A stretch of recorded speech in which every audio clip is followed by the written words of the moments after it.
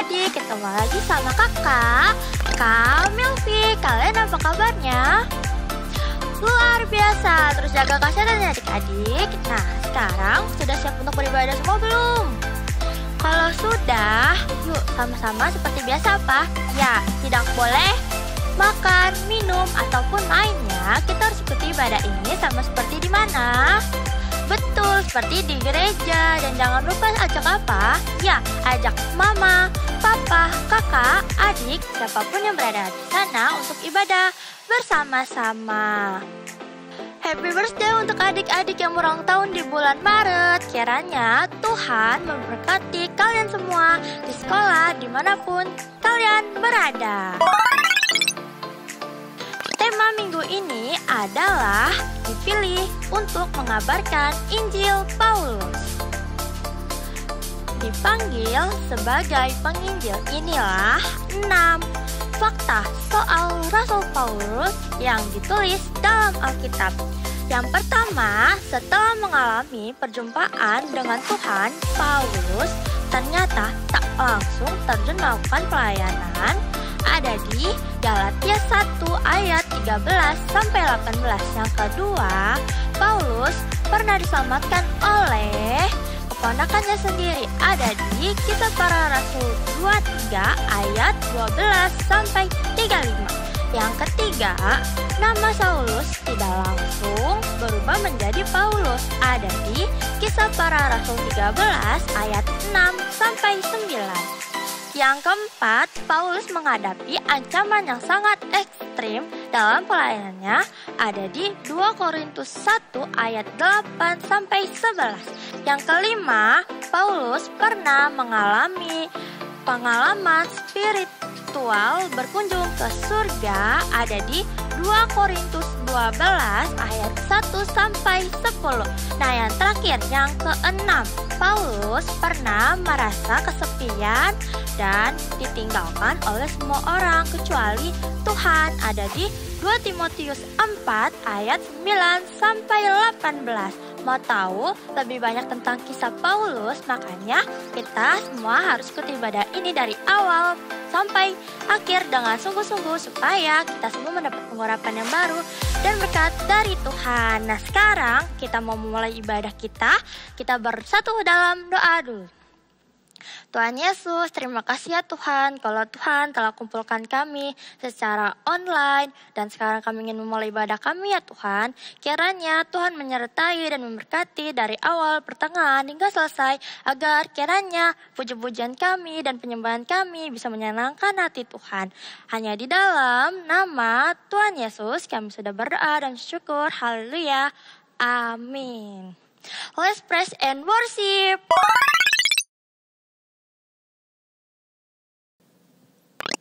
Shalom adik-adik. Shalom. Kembali lagi di ibadah online, Teachers Online bersama kakak Gloria dan teman kakak nih. Kak Hizkia. Satu lagi siapa kak? Kak Yona. Oke, yang di rumah dan dimanapun kalian berada sudah siap memuji dan memuliakan nama Tuhan? Kak Hizkia siap? Siap dong. Oke, semuanya bagi berdiri yuk sama-sama kita memuji Tuhan. Bagi berdiri.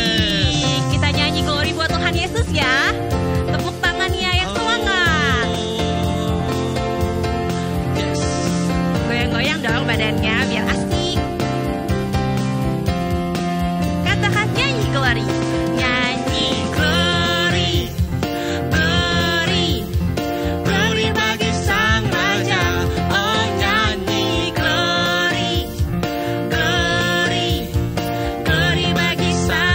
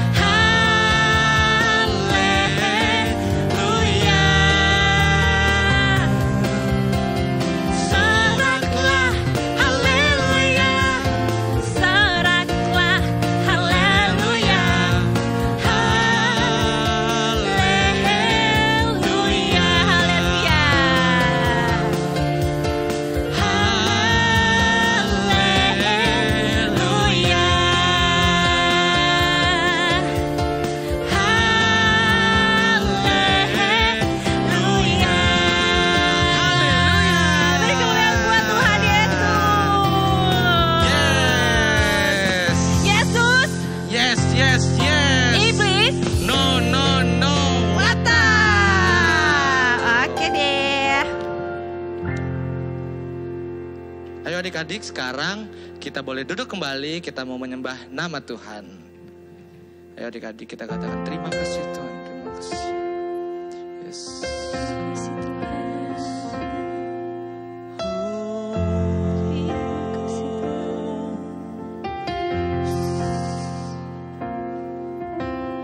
Semua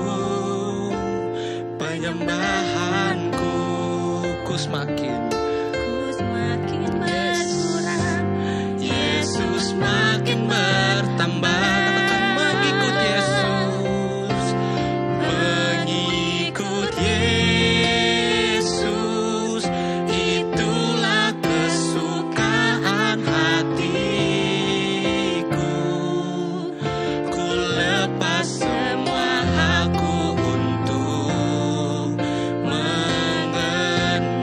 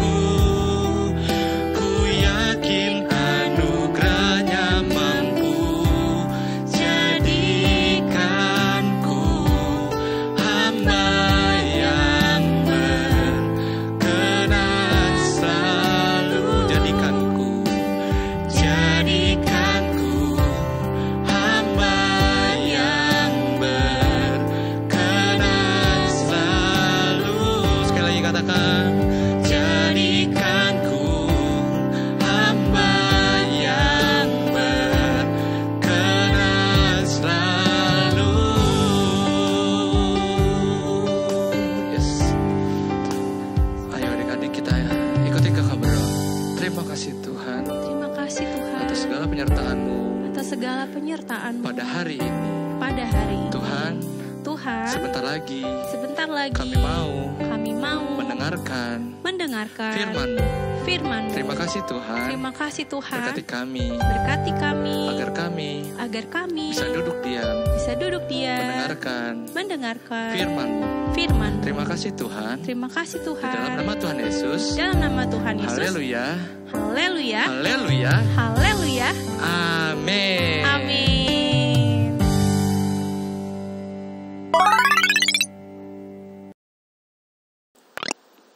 Shalom adik-adik, apa kabar ini hari ini? Wah, hebat-hebat, sehat-sehat semua ya adik-adik. Nah, siapa yang sudah siap dengerin firman Tuhan? Sudah siap semuanya? Yuk, ambil Alkitabnya, buku catatannya juga ajak mama papa juga ya, serta adik dan kakak. Kita mau dengerin firman Tuhan hari ini. Yuk, tema firman hari ini yaitu dipanggil untuk mengabarkan Injil, diambil dari Kisah Para Rasul 9. Yuk kita buka di Kisah Para Rasul 9. Sudah? Oke. Nah, setelah kebangkitan Tuhan Yesus dan hari Pentakosta di mana Roh Kudus tercurah atas mereka yang percaya sama Tuhan. Dan banyaklah orang yang percaya sama Tuhan Yesus. Tapi adik-adik tahu tidak? Mereka, orang-orang yang percaya pada Tuhan Yesus, dalam bahaya. Kenapa ya? Ternyata mereka memiliki musuh. Banyak orang yang tidak menyukainya, yaitu orang Farisi dan juga pemuka agama. Sangat tidak menyukai Tuhan Yesus dan para pengikutnya. Tapi adik-adik, Tuhan tidak tinggal diam. Tuhan punya rencana. Apa rencana Tuhan? Yuk kita dengerin sama-sama. Ada seorang tokoh di Alkitab, pasti kalian kenal nih. Dia seorang Farisi, dia juga pemimpin dari kelompok ini. Dia orang yang sangat jahat sekali, tapi Tuhan bisa ubahkan dia. Kalian tahu siapa namanya? Huruf depannya dia dari huruf S. Belakangnya juga huruf S. Siapa? Ya, betul. Dia adalah Saulus. Saulus orang Farisi yang sangat jahat. Dia bahkan mereka orang-orang yang tidak menyukai pengikut Yesus bahkan membunuh, juga memenjarakan. Wah, kejam sekali ya adik-adik.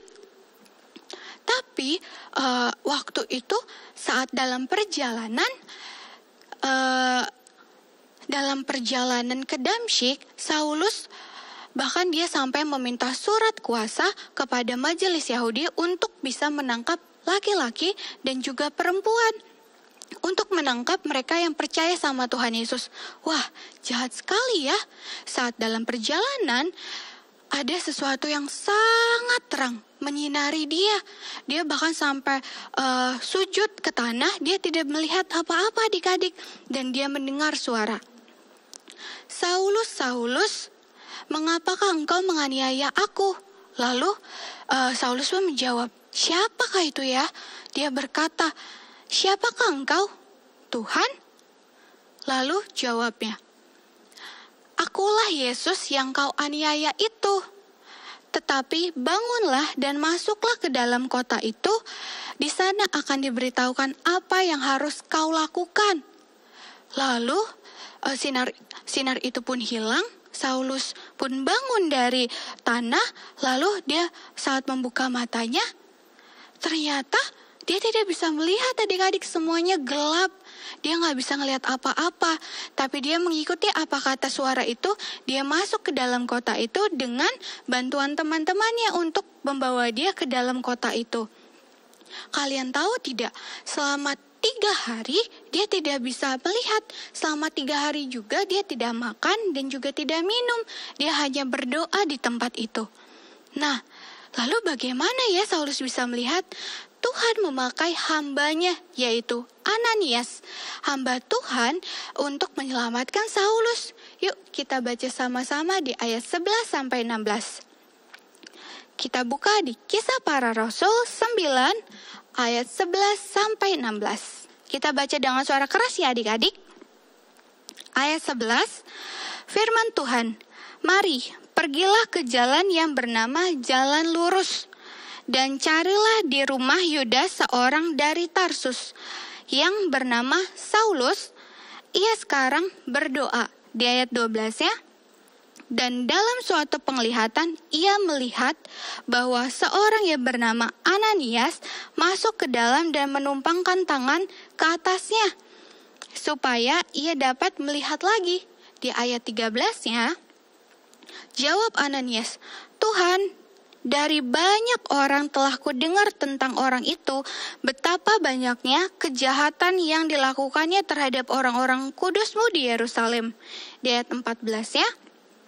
Dan ia datang kemari dengan kuasa penuh dari imam-imam kepala untuk menangkap semua orang yang memanggil nama-Mu. Wah, Ananias tahu bahwa Saulus datang ke Damsyik itu untuk menangkap orang-orang percaya, bahkan semua orang adik-adik. Wah, tapi Tuhan punya rencana. Kita baca di ayat 15 dan 16 ya. Tetapi firman Tuhan kepadanya, "Pergilah, sebab orang ini adalah alat pilihan bagiku untuk memberitakan namaku kepada bangsa-bangsa lain serta raja-raja dan orang-orang Israel." Ayat 16 ya. "Aku sendiri akan menunjukkan kepadanya betapa banyak penderitaan yang harus ia tanggung oleh karena namaku." Nah, dari ayat ini Ananias mengikuti apa kata Tuhan. Dia pun datang, pergi menemui Saulus dan meletakkan tangannya dan berkata kepada Saulus, "Saulus, saudaraku, Tuhan Yesus yang telah menampakkan diri kepadamu di jalan yang engkau lalui telah menyuruh aku kepadamu supaya engkau dapat melihat lagi dan penuh dengan Roh Kudus." Seketika itu selaput mata dari Saulus gugur dan dia bisa melihat lagi adik-adik. Dan dia juga percaya sama Tuhan Yesus lalu dibaptis. Wah, Tuhan Yesus hebat banget ya. Orang yang sangat-sangat jahat dan membenci pengikut Yesus, sekarang Tuhan ubahkan hatinya, dia menjadi pengikut Yesus sekarang dan menyampaikan Injil loh kemana-mana. Sama seperti tema firman kita hari ini, yaitu dipilih untuk menyampaikan Injil, yaitu kabar baik. Tuhan memakai Saulus untuk mengabarkan Injil. Nah, adik-adik, kakak mau nanya, siapa di sini mau dipakai sama Tuhan? Semuanya mau ya dipakai sama Tuhan. Ya, kakak juga mau. Kita dipakai Tuhan untuk mengabarkan kabar baik agar banyak orang yang mengenal Tuhan dan banyak orang terselamatkan. Terus gimana kak caranya? Caranya dengan cara dari perilaku kita, tindakan kita yang mencerminkan seperti Tuhan Yesus, yaitu dengan mengasihi sesama, menolong orang yang sedang kesulitan, membantu orang lain. Bahkan bisa juga dengan apa yang kita alami nih, kebaikan Tuhan yang kita alami, kita bisa ceritakan kepada teman-teman kita, saudara-saudara kita, agar banyak orang yang mengenal Tuhan. Nah, firman Tuhan hari ini kita sudah selesai. Kita bisa tutup Alkitabnya, tutup juga buku catatannya. Sekarang kita mau berdoa yuk. Lipat tangannya, tutup matanya. Tuhan Yesus, terima kasih Tuhan buat hari ini kami telah mendengarkan firman-Mu. Tuhan, biarlah firman-Mu ini bisa menjadi rema dalam kehidupan kami ya Bapa. Kami mau Tuhan dipilih dan menjadi alat-Mu untuk menyampaikan Injil ke semua orang Tuhan, dari perilaku kami, dari apa yang sudah Tuhan izinkan terjadi, kebaikan mujizat yang terjadi, kami mau Tuhan untuk menyampaikan itu agar banyak orang yang percaya padamu ya Bapa.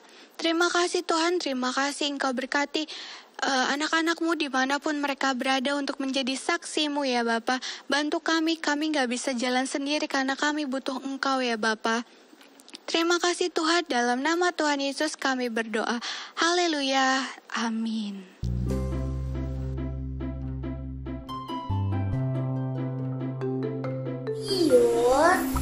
Matius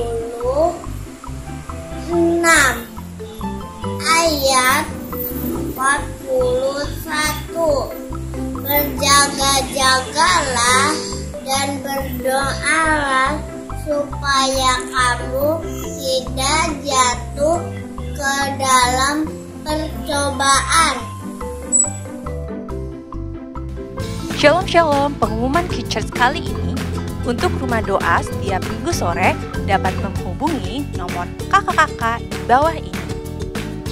Kami menghimbau papa, mama untuk dapat membantu adik-adik memberikan persembahan bisa melalui transfer bank, melalui bank BCA atau scan barcode yang tersedia di layar. Terima kasih, sehat selalu dan Tuhan Yesus memberkati.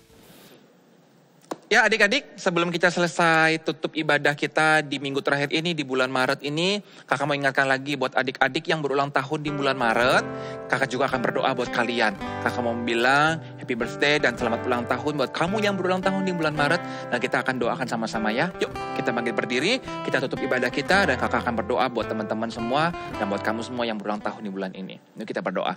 Tuhan Yesus, terima kasih Tuhan, kami bersyukur kami sudah sampai di minggu terakhir di bulan Maret ini. Terima kasih untuk 1 bulan penyertaan Tuhan. Terima kasih untuk 1 bulan pimpinan Tuhan bagi kami. Dan kami masih bisa menyembah Tuhan. Kami masih bisa beribadah. Semua karena kebaikan Tuhan. Dan kami juga ingat Tuhan buat teman-teman kami, adik-adik kami, keluarga kami. Yang mungkin hari ini berulang tahun. Terima kasih buat 1 tahun lagi yang Tuhan tambahkan. Buat usia yang baru yang Tuhan berikan kepada teman-teman kami, adik-adik kami yang ada di rumah. Biar Tuhan juga memberkati mereka. Masa depan mereka akan diberkati Tuhan. Hari esok mereka ada di tangan Tuhan. Dan Tuhan punya rencana yang indah dalam hidup mereka. Cita-cita mereka, masa depan mereka, kehidupan mereka diberkati Tuhan. Dan juga Tuhan memberkati keluarga mereka dimanapun mereka berada. Dan Tuhan juga memberkati kami semua yang hari ini beribadah. Sebelum kami selesai, biar Tuhan memberkati setiap kami dengan berkat kesehatan, kekuatan, penyertaan Tuhan yang berlimpah-limpah untuk setiap kami. Dan kami akan berjalan bersama Tuhan sepanjang 1 minggu ke depan. Dan sampai kami berjumpa lagi dalam ibadah selanjutnya, kami akan terus diberkati Tuhan. Terima kasih Tuhan Yesus, kami berdoa di dalam nama Tuhan Yesus dan kami bersyukur. Haleluya. Amin.